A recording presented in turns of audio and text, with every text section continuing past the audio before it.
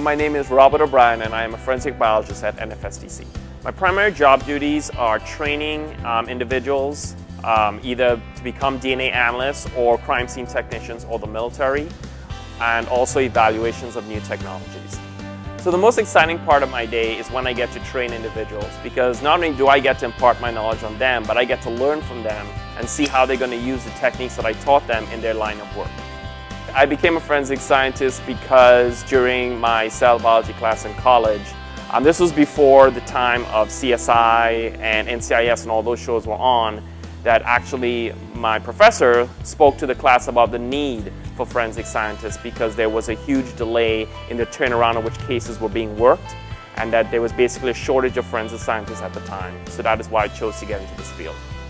Probably my biggest CSI pet peeve is when they use the alternate light source to find blood, because it's actually the opposite. That is the one body fluid the alternate light source does not work on.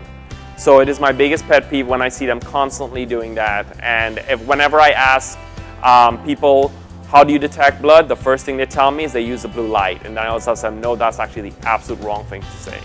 But that really is my biggest pet peeve. Probably the biggest advice I have, obviously the education is important.